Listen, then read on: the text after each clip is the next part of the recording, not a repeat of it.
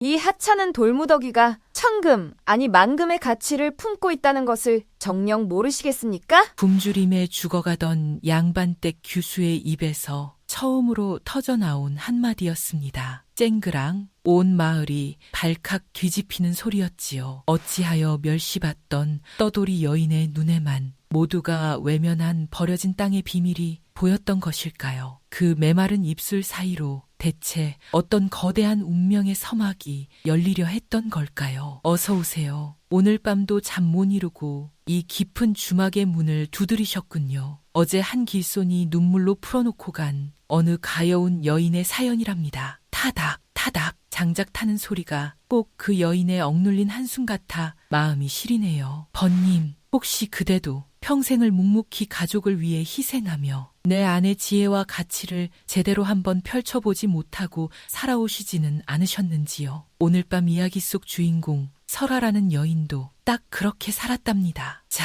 이제 따끈한 대취차 한 잔 따라드릴 테니 이리 가까이 앉아보세요. 때는 조선 숙종 시절 살을 애는 듯한 겨울바람이 매섭게 불던 어느 날이었습니다. 인적 드문 산길 위로 하얀 눈이 소복이 쌓여온 세상을 뒤덮고 있었지요. 그 끝도 없는 설원 위 점처럼 작은 인형 하나가 위태롭게 걸음을 옮기고 있었습니다. 남루한 무명옷은 이미 찬바람에 다해져 속살이 보일 지경이었고 검게 때간 낀 얼굴은 핏기 하나 없이 창백했지요. 바로 이 이야기의 주인공 설아였습니다. 억울한 누명을 쓰고 집안이 풍비박산나 하루아침에 쫓겨난 양반댁 규수였지요. 헉헉 밭은 숨을 몰아쉬던 설아의 눈앞이 아득해지기 시작했습니다. 결국 힘없이 무너져 내린 그녀의 품속에서 낡은 서책 한 권이 눈밭으로 힘없이 툭 하고 떨어졌습니다. 의식이 멀어지는 순간 그녀의 귓가에 누군가의 다급한 발소리가 들려오는 듯 했습니다. 설아의 눈을 덮은 것은 차가운 눈송이가 아니라 온기가 느껴지는 낡은 멍석이었습니다. 희미하게 정신을 차린 그녀의 코끝으로 구수한 쌀죽 냄새와 함께 쿰쿰한 흙냄새가 섞여 들어왔지요. 삐걱이는 문틈으로 들어오는 빛을 따라 고개를 돌리니 흙벽으로 둘러싸인 작은 초가집 안이었습니다. 벽 한쪽에는 삼태기와 낡은 호미가 걸려 있었고 천장에는 매달린 박이 하나 덜렁거리고 있었지요. 아궁이에는 작은 불씨가 위태롭게 타오르고 있었고 그 앞에는 한 사내가 묵묵히 앉아 불을 쬐고 있었습니다. 타닥 타닥 장작 타는 소리만이 초가집 안의 정막을 깨뜨리고 있었지요. 햇볕에 그을린 구릿빛 피부, 굳은 살이 단단히 박인 투박한 손, 코끝이 붉게 얼어 있었고 등에는 누군가를 업고 산길을 걸어온 땀자국이 배어 있었습니다. 30줄은 넘어 보이는 순박하고 우직한 인상의 농부, 바로 강세였습니다. 아이고, 이제 정신이 좀 드시는가 보네. 큰일 날 뻔했지. 강세는 눈밭에 쓰러진 설아를 발견하고는 한치의 망설임도 없이 자신의 오두막으로 업고 왔던 겁니다. 솔개골 비탈길을 넘어 장작을 구하러 가던 길이었지요. 새하얀 눈 위에 검은 점처럼 쓰러져 있는 인형을 발견한 순간 강세는 짊어졌던 장작단을 통째로 내던지고 달려갔던 것입니다. 제 한 몸 건사하기도 힘든 팍팍한 살림이었지만 사람이 죽어가는 걸 외면할 수는 없는 노릇이었으니까요. 인기척을 느낀 강세가 돌아보며 조심스럽게 물었습니다. 저 괜찮으시오? 정신이 좀 드시오. 설아는 그저 멍하니 강세를 바라볼 뿐 아무런 대답도 하지 못했습니다. 입술이 보랏빛으로 물들어 있었고 동공은 초점을 잃은 채 허공을 더듬고 있었지요. 그간 겪은 고초와 배신으로 마음의 문을 굳게 닫아버린 탓이었습니다. 누명을 씌운 것은 가장 가까운 혈육이었고 등을 돌린 것은 평생을 의지했던 사람들이었으니까요. 그러니 이 낯선 사내의 온기가 오히려 더 두려웠던 것이지요. 따스함이란 것에 익숙해지면 다시 빼앗길 때의 아픔이 배가 되는 법이니까요. 이 사람은 왜 이리 선한 눈을 하고 있는 것일까? 나를 이용하려는 것일까? 아니면 강쇠는 그런 설화를 더 재촉하지 않았습니다. 그저 뜨겁게 데운 숭늉 그릇을 마루 가장자리에 조심스레 내려놓고는 한 발짝 뒤로 물러나 앉았지요. 가까이 가면 놀랄까봐 일부러 거리를 둔 것이었습니다. 배가 고프실 텐데 죽이라도 한 그릇 쑤어드릴까요? 변변찮은 것이지만 설아는 대답하지 않았지만 강쇠는 이미 부엌으로 가서 남은 좁쌀을 긁어 모으고 있었습니다. 제 저녁거리까지 내어놓는 것이었지요. 그 따스한 온기가 얼어붙었던 설아의 마음을 아주 조금씩 녹이기 시작하고 있었습니다. 그녀의 움켜쥔 주먹이 아주 미세하게 풀어지고 있었지요. 그날 이후 설아는 강쇠의 초가집에서 말없이 지내게 되었습니다. 강쇠는 그녀의 과거를 묻지 않았고 설아 역시 자신의 신분을 밝히지 않았지요. 하루, 이틀, 사흘, 어느덧 보름이 흘렀습니다. 그 보름 동안 설아가 한 일이라곤 강쇠가 밭으로 나갈 때면 문지방에 턱을 괴고 앉아 멀찍이 서 그의 뒷모습을 지켜보는 것뿐이었지요. 그 무뚝뚝한 산에는 비가 오나 눈이 오나 한결같이 밭으로 향했습니다. 강쇠가 경작하는 땅은 마을에서도 가장 척박하기로 소문난 솔개골 비탈밭이었습니다. 온통 돌멩이 투성이에 푸석푸석한 흙은 양분을 조금도 머금지 못해 해마다 겨우 입에 풀칠할 만큼의 곡식만 내어주는 박벅한 땅이었지요. 마을 사람들은 그 땅을 벌받는 땅이라 부르며 비웃었답니다. 선대에 무슨 죄를 지었기에 저런 땅을 물려받았냐고 말이지요. 어느 봄날이었습니다. 살얼음이 녹기 시작한 논두렁 위로 쟁기를 메고 나가던 강쇠가 잠시 허리를 펴며 한숨을 내쉬었습니다. 호미로 캐낸 돌멩이가 벌써 광줄이 3개째였지요. 올해도 이놈의 땅에서 뭘 거둘 수나 있을란가. 하늘도 무심하시지. 그는 툭 하고 호미를 내려놓고는 하늘을 올려다보았습니다. 잿빛 구름 사이로 봄볕이 가늘게 비치고 있었지만 그에겐 봄이나 겨울이나 별 다를 것이 없었지요. 그런데 그 모습을 지켜보던 설아의 표정이 미묘하게 변하기 시작했습니다. 바람결에 실려오는 흙냄새가 어딘가 남달랐기 때문입니다. 일반 흙에서는 결코 나지 않는 기묘하고도 복잡한 향, 비릿하면서도 달큰하고 차갑다 싶으면 묘하게 따스한 느낌이 코끝을 스치고 있었지요. 며칠 뒤 설아는 아무도 몰래 솔개골 밭으로 향했습니다. 새벽녘 이슬이 채 마르기 전의 시각이었습니다. 그녀가 향한 곳은 밭 중에서도 가장 쓸모없어 버려둔 커다란 돌무더기가 쌓인 구석이었지요. 아무도 거들떠보지 않는 그곳에서 설아는 맨손으로 돌을 하나씩 옮기기 시작했습니다. 연약한 손등에 피가 배어나왔지만 그녀는 멈추지 않았지요. 마침내 돌무더기 아래에서 드러난 흙을 조심스럽게 한 줌 파내어 코끝으로 가져갔습니다. 그리고는 눈을 감고 깊이, 아주 깊이 그 냄새를 음미했지요. 이 냄새는 틀림없어. 비릿하면서도 향긋하고 서늘하면서도 따스한 이 기운은 그녀의 뇌리를 스치는 것은 어릴 적 아버님의 서재에서 몰래 읽었던 낡은 서책의 한 구절이었습니다. 양반댁 규수라 하여 본래 서책을 읽는 것은 허락되지 않았지요. 하지만 어린 설화는 아버지가 관아에 나간 틈을 타 매일 밤 몰래 서재에 들어가 촛불 아래서 책을 읽었답니다. 그 중에서도 유독 그녀의 마음을 사로잡았던 것이 본초학에 관한 오래된 서책이었습니다. 사냐의 풀과 흙과 물의 성질을 기록한 그 책 속에 전설의 흙에 대한 기록이 있었지요. 바로 천하의 귀한 약재만이 자랄 수 있다는 전설의 흙, 오색토 5빛깔의 기운이 뒤섞인 흙으로 100년에 한 번 발견될까 말까 한 신비한 땅이라 하였습니다. 설아는 떨리는 손으로 흙을 손바닥 위에 펼쳐보았습니다. 검은 빛, 붉은 빛, 노란 빛이 미세하게 뒤섞여 있었지요. 잿빛으로 꺼져가던 설아의 눈동자에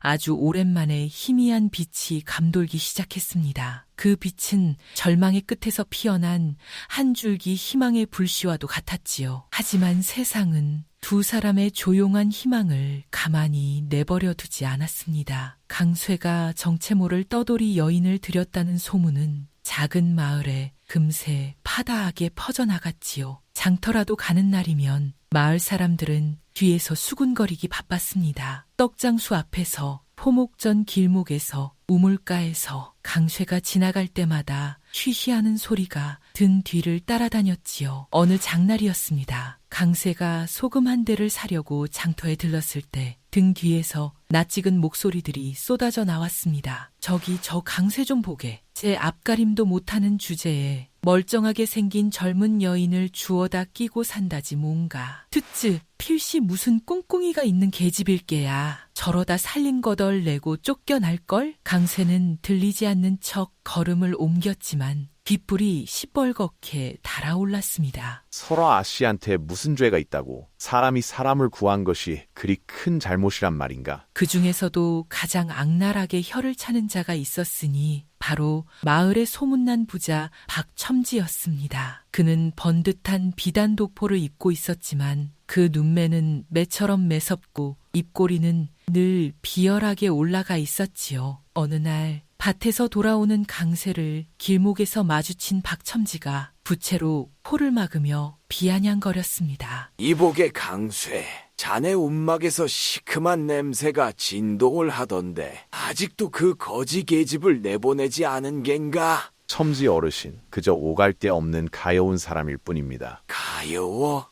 생긴 건 반반에서 산에 홀리는 재주는 있나 보더군. 그러다 자네 뼈까지 다 발라먹힐 것이야. 내 말을 허투루 듣지 말게. 강쇠는 주먹을 꽉 쥐었지만 가난한 소장농 신분에 아무런 대꾸도 할 수 없었습니다. 그저 묵묵히 고개를 숙인 채 모욕을 삼켜야 했지요. 그 모습을 멀리서 설화가 전부 지켜보고 있었습니다. 그녀는 자신 때문에 강쇠가 겪는 수모에 가슴이 미어졌지만 동시에 차가운 결심이 그녀의 마음속에서 단단하게 굳어지고 있었습니다. 두고 보십시오. 지금의 멸시와 조롱을 반드시 몇백 배의 경탄과 부러움으로 되갚아 드릴 것입니다. 그날 밤이었습니다. 초가집 안에는 기름이 부족한 등잔불이 가물가물 흔들리고 있었지요. 강쇠는 내일 밭에 나갈 채비를 하며 무뎌진 호미나를 숫돌에 갈고 있었습니다. 서걱 서걱 숫돌 소리만이 고요한 밤 공기를 채우고 있었지요. 그때였습니다. 드디어 설화가 입을 열었습니다. 지난 몇 달간의 침묵을 깨는 맑고 또렷한 목소리였지요. 강세 서방님, 드릴 말씀이 있습니다. 강쇠는 너무나 놀라 손에 쥐고 있던 호미를 떨어뜨리고 말았습니다. 딸꾹질까지 터져 나왔지요. 아씨, 말을 하실 줄 아셨소? 강쇠는 제 귀를 의심하며 눈을 크게 뜨고 설화를 바라보았습니다. 몇 달을 함께 지냈지만 그녀의 목소리를 들은 것은 이 밤이 처음이었으니까요. 설화는 희미하게 미소를 지으며 낮에 몰래 챙겨온 낡은 서책과 솔개골의 흙 한 줌을 강쇠 앞에 내밀었습니다. 그리고는 지난 며칠간 자신이 발견한 사실을 조곤조곤 설명하기 시작했지요. 이 땅은 죽은 땅이 아닙니다. 오히려 하늘이 내린 기회의 땅이지요. 이 흙은 오색토라 하여 아주 귀한 약재를 키워낼 수 있는 신비한 힘을 품고 있습니다. 강쇠는 도무지 믿을 수 없다는 표정으로 흙과 설화의 얼굴을 번갈아 쳐다보았습니다. 아씨, 진정이시오? 이 돌밭에서 귀한 약재가 난다니 그게 정녕 가능한 일이오? 설화는 낡은 서책의 한 페이지를 펼쳐 오색토에 대한 그림과 설명을 보여주었지요. 강쇠는 글을 읽지 못했지만 설화의 눈빛에서 거짓이 아님을 느낄 수 있었습니다. 그 눈빛은 살얼음 같은 겨울을 버텨낸 자만이 가질 수 있는 단단하고도 뜨거운 확신이었지요. 이때까지만 해도 아무도 몰랐지요. 이 보잘것없는 흙 한 줌과 낡은 서책 한 권이 두 사람의 운명뿐 아니라 마을 전체를 뒤흔들게 될 줄은 말입니다. 다음 날 새벽 설화는 강쇠를 이끌고 개울가로 향했습니다. 아직 안개가 채 걷히지 않은 이른 시각이었지요. 개울가의 버드나무 가지에서 이슬이 뚝뚝 떨어지고 물 위로는 하얀 물 한 개가 피어오르고 있었습니다. 그녀는 차가운 개울물에 자신의 몸을 정갈히 씻어냈습니다. 손등에 때가 벗겨지고 얼굴에 검은 그을음이 씻겨 내려갔지요. 그것은 단순히 때를 벗기는 목욕이 아니었습니다. 과거의 절망과 누명을 씻어내고 새로운 운명을 맞이하겠다는 굳은 다짐의 의식, 바로 씻김이었지요. 물기 젖은 머리를 단정히 빗어넘긴 설화의 눈빛은 더 이상 쫓겨다니던 떠돌이의 그것이 아니었습니다. 가문의 명운을 짊어졌던 사대부가의 안주인 비범한 지략가의 눈빛이었습니다. 강쇠는 그 모습에 넋을 잃고 바라보다 나직이 중얼거렸지요. 아씨가 이런 분이셨구나. 내가 구한 것이 아니라 아씨가 알을 구하러 오신 것이었구나. 설화의 지혜에 감복한 강쇠는 그날부터 그녀의 말에 따라 일사불란하게 움직였습니다. 두 사람은 밤낮으로 솔갯골에 돌무더기를 걷어내고 오색토가 숨겨진 밭을 일구기 시작했지요. 설아는 서책의 지식을 바탕으로 오색토에 심어야 할 귀한 약재 종자를 짚어주었습니다. 천식의 특효라는 자하초, 그리고 혈액을 맑게 한다는 용담근이었지요. 하지만 가장 큰 문제는 당장 그 귀한 종자를 살 돈 한 푼이 없다는 것이었습니다. 망설이는 강쇠의 등을 떠민 것은 다름 아닌 설아였습니다. 하늘은 스스로 돕는 자를 돕는다 하였습니다. 길은 반드시 있을 것입니다. 결국 강쇠는 마지막 남은 땅 문서를 들고 가장 찾아가고 싶지 않았던 박첨지의 대문을 두드려야만 했습니다. 박첨지의 집은 마을에서 유일하게 기와를 올린 큰 댁이었지요. 높다란 돌담 안으로 사랑채와 안채가 가지런히 들어서 있었고 마당에는 곡식 가마니가 산처럼 쌓여 있었습니다. 그 앞에 선 강쇠의 누더기 차림이 더없이 초라해 보였지요. 아니나 다를까 박첨지는 기다렸다는 듯이 탐욕스러운 미소를 지으며 강쇠를 맞았습니다. 마루에 걸터 앉아 긴 담뱃대를 빨며 마당에 선 강쇠를 내려다보았지요. 오호, 강쇠 아닌가? 어쩐 일로 이 누추한 곳까지 행차를 다 하셨나? 혹 그 계집이 알아눕기라도 한 게야. 첨지 어르신, 실은 밭에 심을 종자값이 필요하여. 박첨지는 강쇠의 말을 자르며 낡은 빗 장부를 꺼내 펼쳐 보였습니다. 그 장부에는 강쇠뿐 아니라 마을 사람 절반의 이름이 빼곡히 적혀 있었지요. 박첨지에게 빚을 지지 않은 집이 없었으니 그가 이 마을의 진짜 주인이나 다름없었습니다. 돈이라. 좋지. 마침 자네가 작년에 빌려간 쌀값도 아직 못 갚았더군. 이자에 이자가 붙어 벌써 10량이 넘었어. 이번에 딱 5량만 더 빌려주지. 대신 가을까지 원금과 이자를 모두 갚지 못하면 저 쓸모없는 솔개골 밭은 통째로 내 것이 되는 걸로 하세. 실로 악독하기 짝이 없는 조건이었습니다. 가을까지 약재를 수확해 팔지 못하면 강쇠는 마지막 남은 삶의 터전마저 빼앗기게 될 판이었지요. 강쇠의 얼굴이 흑빛으로 변했지만 달리 방법이 없었습니다. 그는 떨리는 손으로 지장을 찍었습니다. 먹물이 번지는 순간 강쇠의 손끝이 파르르 떨렸지요. 피눈물과도 같은 돈 5냥을 받아들고 돌아서는 강쇠의 등 뒤로 박첨지의 비웃음 소리가 등골에 비수처럼 꽂혔습니다. 쯧, 가을이 되면 저 밭도 내 것. 어디 보자. 솔개골까지 넘어오면 큰 목장이 하나 되겠군. 강쇠의 손에 들린 것은 고작 돈 5냥이었지만 그 무게는 천근 만근처럼 느껴졌습니다. 제 목에 씌워진 굴레의 무게였고 마지막 남은 희망의 무게였지요. 해가 뉘엿뉘엿 넘어가고 산그림자가 길게 드리워진 저녁 무렵이었습니다. 그가 무거운 발걸음으로 초가집에 돌아왔을 때 설아는 아무것도 묻지 않고 묵묵히 그를 맞았습니다. 강쇠의 흑빛 얼굴과 떨리는 손만 보아도 그가 겪었을 수모와 절망을 짐작하고도 남음이 있었기 때문이지요. 고생 많으셨습니다, 서방님. 그저 담담한 한마디. 하지만 그 속에는 깊은 신뢰와 위로가 담겨 있었습니다. 강쇠는 그 한마디에 목구멍까지 차올랐던 서름을 꾹 눌러 삼켰습니다. 설아는 아궁이에 불을 지피고 따뜻한 미음 한 그릇을 끓여 강쇠 앞에 놓았지요. 두 사람은 한동안 말없이 그 허름한 방 안에서 아궁이 불빛만 바라보았습니다. 타닥 타닥 장작 타는 소리가 두 사람의 침묵을 대신 채워주고 있었지요. 다음 날 두 사람은 그 피눈물 같은 돈으로 자하초와 용담근 종자를 구해왔습니다. 장터의 약재상을 3군데나 돌아다닌 끝에 겨우 구할 수 있었지요. 그리고 마침내 솔개골에 버려진 돌무더기 아래 비밀스럽게 잠자고 있던 오색 흙에 첫 씨앗을 심었지요. 봄볕이 따사롭게 내리쬐고 여름 장맛비가 흠뻑 땅을 적시는 동안 두 사람은 단 하루도 쉬지 않았습니다. 강쇠는 설아가 서책에서 알려주는 대로 물기를 내고 거름을 주었고 설아는 매일같이 밭에 나가 약초의 싹 하나하나에 정성을 쏟았지요. 마을 사람들의 비웃음은 날이 갈수록 심해졌습니다. 저것들 좀 보게. 멀쩡한 콩이나 팥은 안 심고 저게 무슨 망측한 짓이람. 허허, 내버려 두게. 젊은 계집 치마폭에 쌓여 정신이 나갔으니 가을이 되면 제 발로 땅 문서를 들고 찾아오게 될 걸세.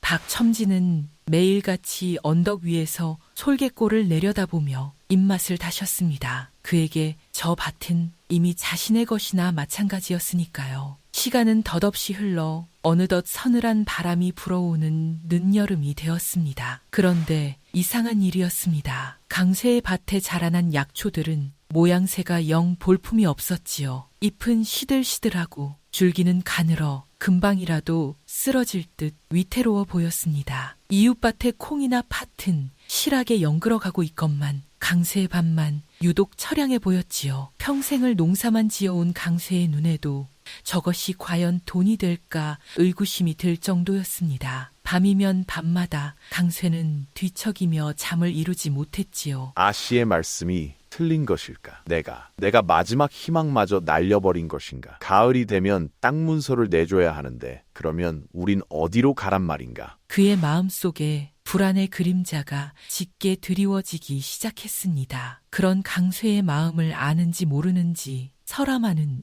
여전히 담담했습니다. 서방님, 오색토의 약초는 겉으로는 시들어 보여도 모든 전기를 뿌리에 모으는 법이랍니다. 조금만 더 기다려 주십시오. 하지만 강쇠의 불안은 쉬이 가라앉지 않았지요. 약속한 가을은 코앞으로 다가오고 있었습니다. 그러던 어느 날 새벽이었습니다. 귀뚜라미 울음소리마저 잦아든 가장 깊은 밤이었지요. 온 마을이 깊은 잠에 빠져 있을 무렵 솔개골 밭에서 기이한 빛이 새어나오기 시작했습니다. 짙은 보랏빛과 은은한 황금빛이 뒤섞여 마치 땅속에서 달빛이 솟아나는 듯 신비로운 광경이었지요. 흙 사이로 아지랑이처럼 빛이 피어오르고 있었습니다. 그 빛을 가장 먼저 발견한 것은 잠 못 이루고 밭을 걱정하던 설아였습니다. 설아는 창문 너머로 비치는 기이한 빛을 보고 숨이 멎는 듯 했지요.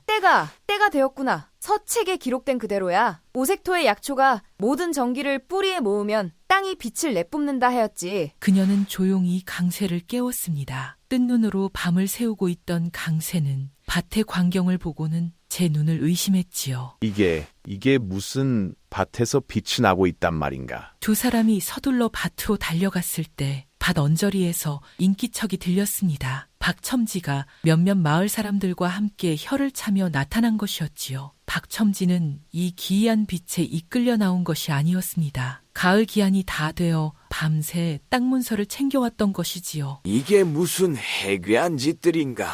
수확할 것은 없으니 밤중에 불장난이라도 하는 게야. 그는 코웃음을 치며 밭으로 성큼성큼 들어섰습니다. 그리고는 가장 가까이 있던 자하초 한 뿌리를 발로 툭 걷어찼지요. 그 뿌리가 흙 위로 튀어나와 뒹굴었습니다. 쯔쯔, 이까지 잡초더미 때문에 그 고생을 했단 말이냐.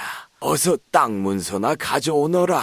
강쇠의 얼굴이 새하얗게 질렸습니다. 다리에 힘이 풀려 그 자리에 주저앉을 뻔했지요. 바로 그때 침묵하던 설아의 마른 입술이 마침내 열렸습니다. 그 목소리는 작았지만 새벽의 공기를 가를 만큼 단단하고 서늘했지요. 이 하찮은 돌무더기가 천금, 아니 만금의 가치를 품고 있다는 것을 정녕 모르시겠습니까? 온 마을의 시간이 멈추었습니다. 이야기의 첫 장면, 굶주림에 죽어가던 양반댁 규수의 입에서 처음으로 터져나왔던 바로 그 한마디. 이제 그 한마디는 절망의 끝에서 피어난 희망의 선언이 되어 울려 퍼지고 있었습니다. 박첨지의 부채가 손에서 떨어졌지요. 마을 사람들은 숨을 죽인 채 이 낯선 여인의 다음 행동을 지켜보았습니다. 설화는 천천히, 아주 천천히 허리를 굽혀 박첨지가 걷어찬 바로 자하초 뿌리를 집어들었습니다. 그리고는 치맛자락으로 뿌리에 묻은 흙을 정성스럽게 닦아내었지요. 한 번, 두 번, 세 번. 그러자 사람들의 입에서 동시에 탄성이 터져나왔습니다. 시들했던 잎과 줄기와는 달리 그 뿌리는 짙은 자줏빛을 띠며 마치 살아있는 심장처럼 은은한 빛을 뿜어내고 있었던 것입니다. 오색토의 모든 전기를 빨아들인 수십 년 묵은 산삼과도 바꾸지 않는다는 바로 그 자아초의 진짜 모습이었습니다. 바로 그날 아침이었습니다. 동녀에서 첫 햇살이 산등성이를 넘어올 무렵 마을 주막 앞에 커다란 행렬 하나가 멈춰 섰지요. 한양에서 온 약재상 행렬이었습니다. 나귀 5마리에 짐을 가득 싣고 전국의 귀한 약재를 찾아다니는 큰 장사치였지요. 행렬을 이끌던 늙은 상인은 주막에서 하룻밤을 묵으려던 참이었습니다. 그런데 새벽 바람결에 코를 스치는 기묘한 향기에 그는 멈칫 걸음을 세웠지요. 평생을 약재와 함께 살아온 코였습니다. 솔개골 밭에서 풍겨오는 기묘하고도 향긋한 약초 내음에 이끌려 늙은 상인은 저도 모르게 걸음을 옮겼지요. 그리고 밭에 널려있는 자하초와 용담근을 발견한 순간 그는 그 자리에 털썩 주저앉고 말았습니다.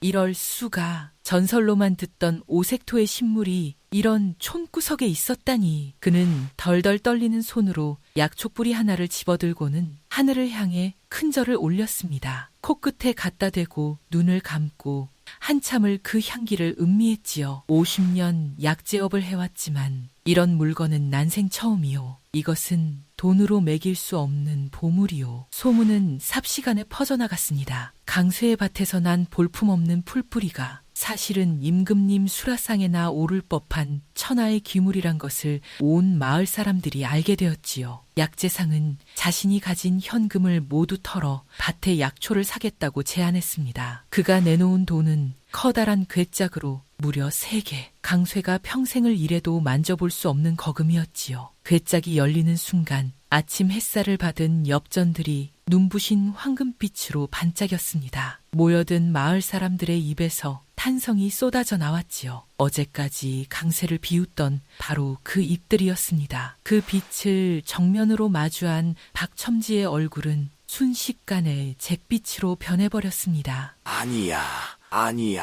저것은 내 것이다.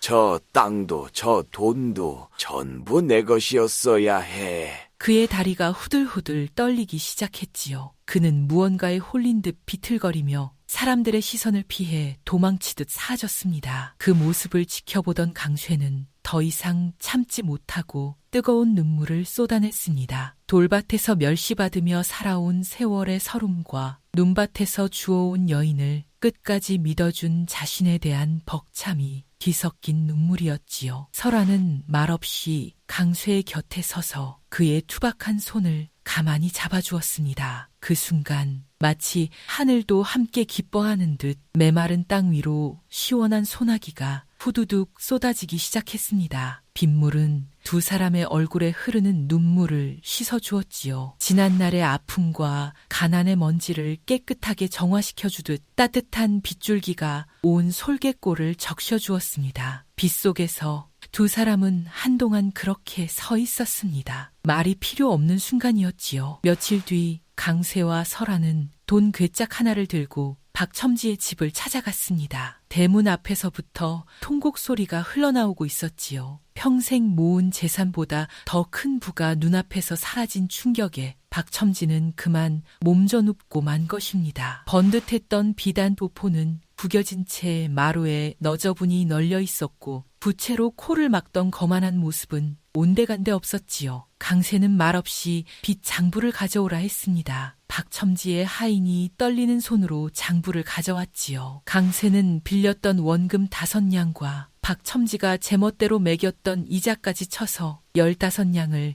마루 위에 차곡차곡 내려놓았습니다. 엽전이 마루에 쌓일 때마다 찰그랑찰그랑 맑은 소리가 조용한 대청마루에 울려 퍼졌지요. 그리곤 낡은 빗 장부를 받아들어 박첨지가 본업에서 푹 하고 찢어버렸습니다. 그 순간 강쇠를 얽매고 있던 마지막 굴레가 완전히 끊어져 나가는 듯 했습니다. 강쇠는 찢어진 장부 조각을 내려다보며 나직이 말했습니다. 첨지 어르신, 원망은 없습니다. 다만 앞으로는 가난한 사람의 등에 칼을 꽂는 일은 삼가주시지요. 박첨지는 아무런 대꾸도 하지 못한 채 고개를 떨구고 있었습니다. 그 후 두 사람은 솔갯골의 땅을 모두 사들였습니다. 척박한 돌무더기 밭은 이제 세상에서 가장 귀한 약초를 키워내는 희망의 땅이 되었지요. 허물어져 가던 초가집 자리에는 기품 있는 기와집이 들어섰습니다. 마당에는 감나무와 대추나무가 심어졌고 담장 아래로는 국화가 가지런히 피어났지요. 어느 달 밝은 밤이었습니다. 새로 지은 기와집의 마루에서 설화가 밤하늘의 달을 바라보며 가만히 앉아 있었지요. 강쇠는 그런 설화에게 조심스럽게 다가갔습니다. 그의 투박한 손에는 밤새 정성껏 깎아 만든 나무 비녀 하나가 들려 있었지요. 대패질 자국이 남아있는 투박하지만 정성이 가득한 비녀였습니다. 아씨, 아니, 설아 낭자. 그동안 나 같은 놈을 믿고 따라주어. 참으로 고마웠소. 부디 평생 이놈의 곁에서 이 집의 주인이 되어주시지 않겠소? 달빛 아래 강쇠의 목소리가 떨리고 있었습니다. 설화는 말없이 비녀를 받아 자신의 머리에 조용히 꽂았습니다. 그 어떤 값비싼 옥비녀보다도 그 나무 비녀가 더 따스하고 아름답게 빛났습니다. 달빛이 비녀 끝에 내려앉아 마치 은빛꽃이 핀 듯 반짝이고 있었지요. 억울한 누명으로 모든 것을 잃었던 양반댁 규수와 박복한 땅에서 평생을 천대받던 농부, 두 사람은 마침내 서로의 상처를 보듬는 진정한 가족이 되었습니다. 세월이 흘러 솔갯골은 약초골이라 불리며 먼 고을에서까지 사람들이 찾아오는 풍요로운 마을이 되었답니다. 설화와 강쇠는 약초를 재배하여 얻은 수익의 절반을 마을에 환원했지요. 가난한 이웃의 빚을 대신 갚아주고 아이들이 글을 배울 수 있도록 서당을 세웠답니다. 한때 그들을 손가락질하던 마을 사람들도 이제는 고개를 숙여 인사하였지요. 박첨지요? 그 양반은 그 뒤로 사람이 달라졌답니다. 강쇠가 빚 장부를 찢어주던 날의 충격이 뼈에 사무쳤던 것인지 더 이상 이자를 높여 이웃을 쥐어짜는 일은 하지 않았다고 하더군요. 이따금씩 사람들은 묻곤 했습니다. 대체 어찌하여 모두가 외면한 돌무더기 속에서 그런 귀한 보물을 찾아낼 수 있었냐고 말이지요. 그럴 때마다 설아는 그저 온화하게 미소 지을 뿐이었습니다. 번님, 이 이야기를 듣고 나니 어떤 생각이 드시나요? 세상 가장 귀한 것은 번쩍이는 황금이 아니라 돌무더기 속 옥을 알아보는 지혜의 눈길이랍니다. 강쇠는 눈밭에서 쓰러진 사람을 외면하지 않았고 설아는 버려진 땅에서 희망을 보았지요. 그리고 그 지혜는 화려한 책 속에만 있는 것이 아닙니다. 멸시와 고난 속에서도 꺾이지 않는 굳건한 마음, 남의 아픔을 외면하지 않는 선량한 심성, 그리고 묵묵히 자신의 자리를 지켜내는 성실함 속에 진짜 지혜가 숨어 있는 법이니까요. 설화의 학식과 강쇠의 우직함이 만났을 때 비로소 기적은 시작될 수 있었던 것처럼 말입니다. 그렇지 않을까요? 번님, 오늘 밤 이 이야기를 들으시는 그대, 혹시 이야기 속 설화의 삶이 어쩌면 당신의 삶과 닮아있지는 않으셨나요? 평생을 가족을 위해, 자식을 위해 헌신하며 정작 내 안에 어떤 귀한 보물이 잠들어 있는지 들여다볼 겨를조차 없이 살아오지는 않으셨는지요. 설화도 그랬답니다. 양반댁 규수의 학식도, 약초를 알아보는 눈도 누군가 알아봐 주기 전까지는 아무런 소용이 없었지요. 하지만 따뜻한 숭늉 한 그릇과 괜찮으시오? 하는 한마디가 그 숨겨진 재능을 깨워주었답니다. 괜찮습니다. 괜찮아요. 당신이 묵묵히 걸어온 그 모든 세월이 당신의 마음밭을 세상에서 가장 귀한 오색 흙으로 만들어 주었을 테니까요. 이제 그 흙 위에서 당신의 지혜와 가치라는 가장 아름다운 꽃을 피워낼 차례입니다. 이제는 남이 아닌 당신 자신을 위해 사셔도 좋습니다. 당신은 충분히 애쓰셨어요. 충분히요. 오늘 이야기가 작은 위로가 되셨다면 영상 바로 아래에 있는 구독 글씨를 손가락으로 한번 꾹 눌러주시겠어요? 저희 다방 구독은 평생 무료니까요. 돈 나갈 걱정일랑 딱 내려놓으시고 안심하고 눌러주셔도 된답니다. 그 작은 손끝 하나가 저에게는 오늘 밤 이 자리를 지킬 수 있는 힘이 되거든요. 자, 이제 오늘의 이야기는 여기까지랍니다. 차도 식어가니 슬슬 잠자리에 드실 시간이지요. 이제 화면 불빛은 어둡게 하시고 편안히 눈을 감으세요. 오늘 하루를 버텨내느라 애썼던 마음, 맺혔던 응어리는 모두 이 주막에 내려놓으시고요. 설화가 차가운 개울물의 묵은 때를 씻어냈듯이 오늘 밤 잠이 당신의 피로를 깨끗이 씻어줄 거랍니다. 그런데 말이지요. 내일 밤에는 또 어떤 길손이 우리 주막의 문을 두드리게 될까요? 제가 듣기로는 30년을 기다린 지아비의 무덤가에서 밤마다 들려오는 기이한 노랫소리 때문에 잠 못 이루는 한 여인의 사연이 있다고 하더군요. 그 노랫소리의 정체가 무엇이었는지 궁금하지 않으세요? 오늘 밤은 좋은 꿈 꾸시고요. 저는 내일 밤 더 깊은 이야기로 다시 찾아오겠습니다. 편안한 밤 되시길, 부디 좋은 꿈만 꾸시길